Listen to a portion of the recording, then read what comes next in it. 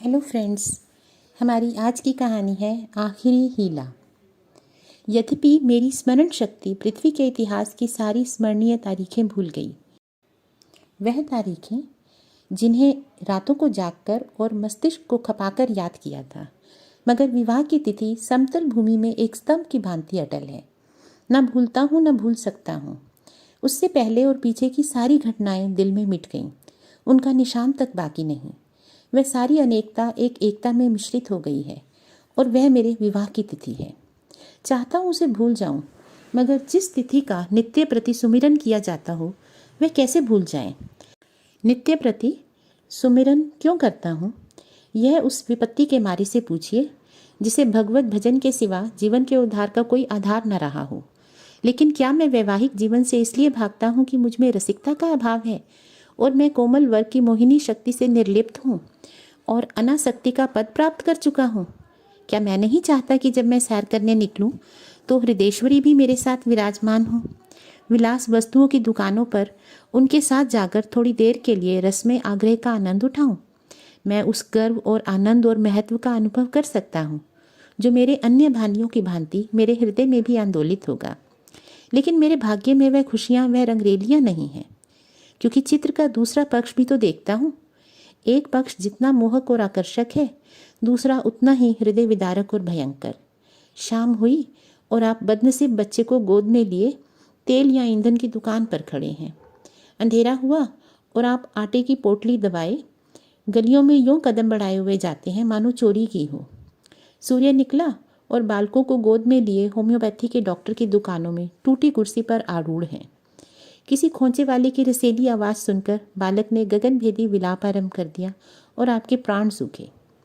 ऐसे बापों को भी देखा है जो दफ्तर से लौटते हुए पैसे 2 पैसे की मूंगफली या रेवड़ियां लेकर लज्जास्पद शीघ्रता के साथ मुंह में रखते चले जाते हैं कि घर पहुंचते पहुंचते बालकों के आक्रमण से पहले ही ये पदार्थ समाप्त हो जाए।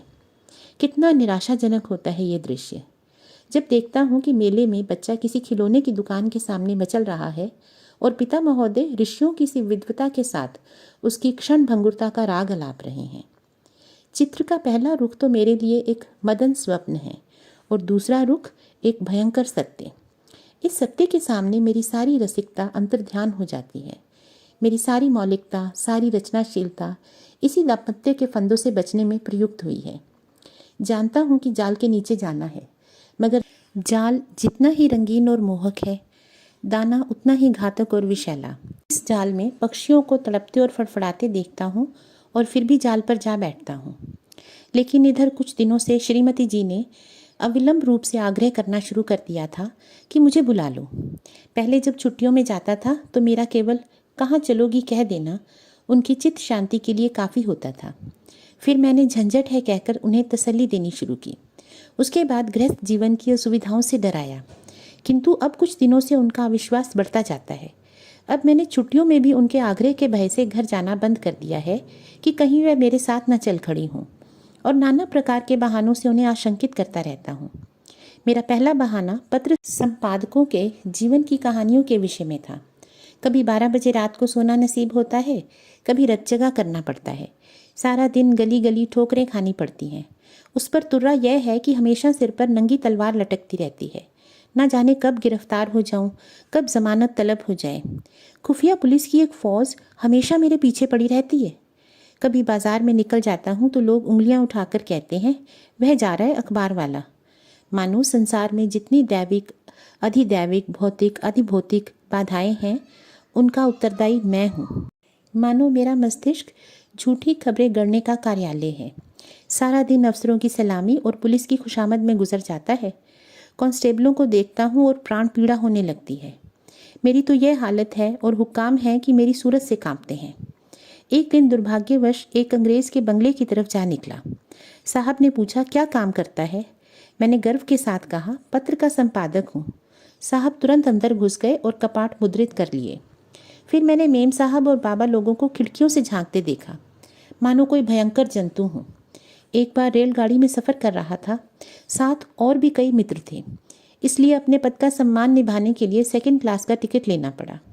गाड़ी में बैठा तो एक साहब ने मेरे सूटकेस पर मेरा नाम और पेशा देखते ही तुरंत अपना संदूक खोला और रिवॉल्वर निकालकर मेरे सामने गोलियां भरी, जिससे मुझे मालूम हो जाए कि वह मुझसे सचेत हैं। मैंने देवी जी से अपनी आर्थिक कठिनाइयों की कभी चर्चा नहीं की, क्योंकि मैं रमणियों के सामने यह जिक्र करना अपनी मर्यादा के विरुद्ध समझता हूँ। हालांकि मैं वह चर्चा करता तो देवी जी की दया का अवश्य पात्र बन जाता। मुझे विश्वास था कि श्रीमती जी फिर यहाँ आने का नाम न लेंगी, मगर यह मेरा भ्रम था। उनके आग्रह पूर्ववत होते रहे। तब मैंने दूसरा बहाना सोचा। शहर बीमारियों के अड्डे हैं। हर एक खाने पीने की चीज़ में विष की शंका। दूध में विष, घी में विष, फलों में विष, शाक भाजी में विष, हवा में विष, पानी में विष। यह मनुष्य का जीवन पानी की लकीर है, जिसे आज देखो और वह कल गायब। अच्छे खासे बैठे हैं, हृदय की गति बंद हो गई। घर से सैर को निकले, मोटर से टकराकर सुरपुर की राह ली। अब कोई शाम को सांगोपांग घर आ जाए तो उसे भाग्यवान समझो। मच्छर की आवाज़ कान में आई, दिल बैठा। मक्खी नजर आई, हाथ पांव फूले। चूहा बिल से निकला और जान निकल गई। जिधर देखिए यमराज की अलमदारी है। अगर मोटर और ट्राम से बचकर आ गए तो मच्छर मक्खी के शिकार हुए। बस यही समझ लो, मौत हमेशा सिर पर खेलती रहती है। रात भर मच्छरों से लड़ता हूँ, दिन भर मक्खियों से। नन्ही सी जान को किन किन दुश्मनों से बचाऊं। सांस भी मुश्किल से लेता हूँ कि कहीं क्षय के कीटाणु फेफड़ों में ना पहुंच जाए। देवी जी को फिर भी मुझ पर विश्वास न आया। दूसरे पत्र में वही आरजू थी। लिखा था, तुम्हारे पत्र ने मेरी चिंता और बढ़ा दी है। अब प्रतिदिन खत लिखा करना। मैं एक ना सुनूंगी और सीधे चली आऊंगी। मेरे दिल ने कहा, चलो सस्ते छूटे। मगर यह खटका लगा हुआ था कि ना जाने कब उन्हें शहर आने की सनक सवार हो जाए। इसलिए मैंने तीसरा बहाना सोच निकाला। यहाँ मित्रों के मारे नाको दम रहता है। आकर बैठ जाते हैं तो उठने का नाम ही नहीं लेते, मानो अपना घर बेच आए हों। अगर घर से टल जाओ तो आकर बेधड़क कमरे में बैठ जाते हैं और नौकर से जो चीज़ चाहते हैं उधार मंगवा लेते हैं। देना मुझे पड़ता है। कुछ लोग तो हफ्तों पड़े रहते हैं और टलने का नाम नहीं लेते। रोज़ उनका सेवा सत्कार करो, रात को थिएटर या सिनेमा दिखाओ, फिर सवेरे तक ताश और शतरंज खेलो। अधिकांश तो ऐसे हैं जो शराब के बिना जिंदा नहीं रह सकते। अक्सर तो बीमार होकर आते हैं, बल्कि अधिकतर बीमार ही आते हैं। अब रोज़ डॉक्टर को बुलाओ, सेवा शुश्रूषा करो, रात भर सिराने बैठकर पंखा चलो। उस पर यह शिकायत भी सुनते रहो कि यहाँ कोई हमारी बात ही नहीं पूछता। मेरी घड़ी महीनों से कलाई पर नहीं आई। दोस्तों के साथ जलसों में शरीक हो रही है। अचकन है तो वह एक साहब के पास है। कोट और दूसरे साहब ले गए। जूते एक और बाबू ले उड़े। मैं वही रद्दी कोट और वही चमरोधा जूता पहनकर दफ्तर जाता हूँ। मित्रवृंद ताड़ते रहते हैं कि कौन सी नई वस्तु लाया। कोई चीज़ लाता हूँ तो मारे डर के संदूक में बंद कर देता हूँ। किसी की निगाह पड़ जाए तो कहीं ना कहीं न्योता खाने की धुन सवार हो जाए। 1 तारीख को वेतन मिलता है तो चोरों की तरह दबे पांव घर आता हूँ कि कहीं कोई महाशय रुपयों की प्रतीक्षा में द्वार पर धरना जमाए न बैठे हों। मालूम नहीं उनकी सारी आवश्यकताएं पहली ही तारीख की बाट क्यों जोती हैं। एक दिन वेतन लेकर 12 बजे रात को लौटा, मगर देखा तो आधे दर्जन मित्र उस वक्त भी डटे हुए थे। माथा ठोंक लिया। कितने ही बहाने करूं, उनके सामने एक नहीं चलती। मैं कहता हूँ घर से पत्र आया है, माताजी बहुत बीमार हैं। तो जवाब देते हैं, अजी बूढ़े इतनी जल्दी ना मरते, मरना ही होता तो इतने दिन जीवित क्यों रहते। देख लेना 2-4 दिन में अच्छी हो जाएंगी। और अगर मर भी जाएं तो वृद्ध जनों की मृत्यु का शोक ही क्या, वह तो खुशी की बात है। कहता हूँ लगान का बड़ा तकाजा हो रहा है। तो जवाब मिलता है, आजकल लगान तो बंद ही हो रहा है, लगान देने की ज़रूरत ही नहीं रही। अगर किसी संस्कार का बहाना करता हूँ तो फरमाते हैं, तुम भी विचित्र जीव हो। इन कुप्रथाओं की लकीर पीटना तुम्हारी शान के खिलाफ है। अगर तुम उनका मूल्योच्छेदन नहीं करोगे तो वह लोग क्या आकाश से आवेंगे। गरज यह है कि किसी तरह प्राण नहीं बचते। मैंने समझा था कि हमारा ये बहाना निशाने पर बैठेगा। ऐसे घर में कौन रमणी आना पसंद करेगी जो मित्रों पर ही अर्पित हो रहा हो। किंतु मुझे फिर भ्रम हुआ। उत्तर में फिर वही आग्रह था। तब मैंने चौथा हीला सोचा। यहाँ के मकान हैं कि चिड़ियों के पिंजरे, न हवा न रोशनी। वह दुर्गंध उड़ती है कि खोपड़ी भन्ना जाती है। कितनों के ही तो इसी दुर्गंध के कारण विसूचिका, टाइफाइड, यक्ष्मा आदि रोग हो जाते हैं। वर्षा हुई और मकान टपकने लगा।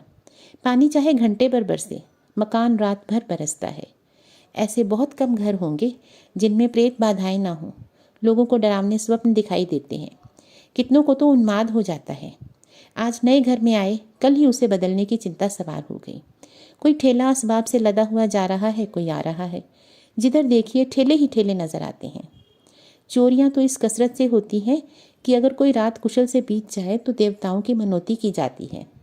आधी रात हुई और चोर चोर, लेना लेना की इतनी आवाज़ें आती हैं। लोग दरवाज़ों पर मोटे मोटे लकड़ी के फट्टे या जूते या चिमटे लिए खड़े रहते हैं। फिर भी चोर इतने कुशल हैं कि आंख बचाकर अंदर पहुंच ही जाते हैं। मेरे एक बेतकल्लुफ़ दोस्त हैं। स्नेहवश मेरे पास बहुत देर तक बैठे रहते हैं। रात अंधेरे में बर्तन खड़के तो मैंने बिजली की बत्ती जलाई। देखा तो वही महाशय बर्तन समेट रहे हैं। मेरी आवाज़ सुनकर जोर से कहा मारा और बोले, मैं तुम्हें चकमा देना चाहता था। मैंने दिल में समझ लिया, अगर निकल जाते तो बर्तन आपके थे, जब जाग पड़ा तो चकमा हो गया। घर में आए कैसे, ये रहस्य है। कदाचित रात को ताश खेलकर चले तो बाहर जाने के बदले नीचे अंधेरी कोठरी में छिप गए। एक दिन एक महाशय मुझसे पत्र लिखाने आए। कमरे में कलम दवात न थी। ऊपर के कमरे से लाने गया। लौट कर आया तो देखा तो वो खुद आप गायब हैं और उनके साथ मेरा फाउंटेन पेन भी गायब है। सारांश ये है कि नगर जीवन नरक जीवन से कम दुखदाई नहीं है, मगर पत्नी जी पर नागरिक जीवन का ऐसा जादू चढ़ा हुआ था कि मेरा कोई बहाना उस पर असर नहीं करता। इस पत्र के जवाब में उन्होंने लिखा, मुझसे बहाना करते हो, मैं हरगिज़ ना मानूंगी, तुम आकर मुझे ले जाओ। आखिर मुझे 5वां बहाना करना पड़ा। यह खोंचे वालों के विषय में था। अभी बिस्तर से उठने की नौबत नहीं आई कि कानों में विचित्र आवाज़ें आने लगी। काबुल के मीनार के निर्माण के समय भी ऐसी निरर्थक आवाज़ें न आई होंगी। वह खोंचे वालों की शब्द क्रीड़ा है।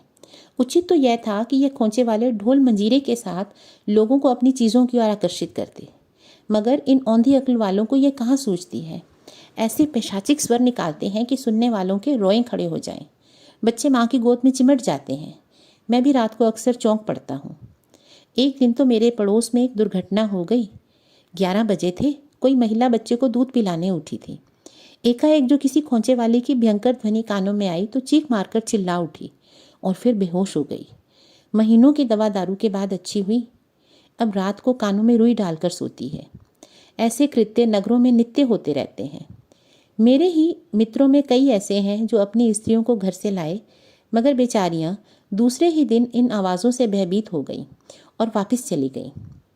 श्रीमती जी ने इसके जवाब में लिखा, तुम समझते हो मैं खोंचे वालों की आवाज़ों से डर जाऊंगी? यहाँ गीदड़ों का हवाना, उल्लुओं का चीखना सुनकर तो डरती नहीं, खोंचे वालों से क्या डरूंगी।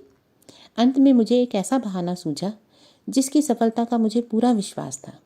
यद्यपि इसमें कुछ बदनामी थी, पर मैं बदनामी से इतना नहीं डरता जितना उस विपत्ति से। फिर मैंने लिखा, ये शहर शरीफ जातियों के रहने की जगह नहीं है। यहाँ की महरियाँ इतनी कटुभाषणी हैं कि बातों का जवाब गालियों से देती हैं, और उनके बनाव सिंगार का तो क्या पूछना। भले घर की स्त्रियाँ तो उनके ठाठ देखकर ही शर्म से पानी पानी हो जाती हैं। सिर से पांव तक सोने से लदी हुई सामने से निकल जाती हैं तो ऐसा मालूम होता है कि सुगंधी की लपट निकल गई। गृहिणियाँ ये ठाठ कहाँ से लाएं? उन्हें तो और कितनी चिंताएं हैं। इन महरियों को तो बनाव सिंगार के सिवा कुछ काम ही नहीं है। नित्य नई सच धाज, नित्य नई अदा और चंचलता, ये तो मानो गजब की हैं। मानो अंगों में रक्त की जगह पारा भर दिया हो।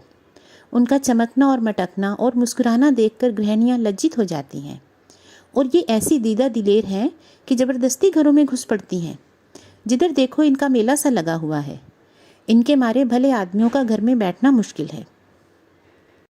कोई खत लिखाने के बहाने से आ जाती है तो कोई खत पढ़ाने के बहाने से। असली बात तो यह है कि गृह देवियों का रंग फीका करने में इन्हें मज़ा आता है। इसलिए शरीफ जादियाँ बहुत कम शहरों में आती हैं। मालूम नहीं इस पत्र में मुझसे क्या गलती हुई कि तीसरे दिन पत्नी जी बूढ़े कहार के साथ मेरा पता पूछती हुई अपने तीनों बच्चों को लिए एक असाध्य रोग की भांति आ डटी। मैंने बदहवास होकर पूछा, क्यों, कुशल तो है? पत्नी जी ने चादर उतारते हुए कहा, घर में कोई चुड़ैल बैठी तो नहीं है? यहाँ किसी ने कदम रखा तो नाक काट लूँगी। हाँ, जो तुम्हारी शैना हो। अच्छा, तो अब रहस्य खुला। मैंने सिर पीट लिया। क्या जानता था अपना तमाचा अपने ही मुंह पर पड़ेगा। सच में दोस्तों, पत्नियाँ हर तरह की परेशानियाँ सह सकती हैं, हर तरह की दुख तकलीफ़ों से जूझ सकती हैं, लेकिन वो अपने पति को किसी से बांट नहीं सकती। और जैसे ही उनकी पत्नी को पता चला कि उनके यहाँ काम करने वाली महरियाँ बनाव सिंगार करके आती हैं और लोगों के घरों में ज़बरदस्ती घुस जाती हैं, तो उन्हें ये डर सता गया कि कहीं वो उनके पति को अपने वश में ना कर ले, और उनकी श्रीमती जी भागती दौड़ती शहर आ गई। तो जिस बला से वो पीछा छुड़ाना चाहते थे वो तो उनके सिर पर चढ़ गई। तो कैसी लगी ये कहानी आखिरी हीला, कमेंट करके ज़रूर बताइएगा। दोस्तों, मेरे वीडियोज़ को लाइक करिए, शेयर करिए और मेरे चैनल को सब्सक्राइब करें। Thank you.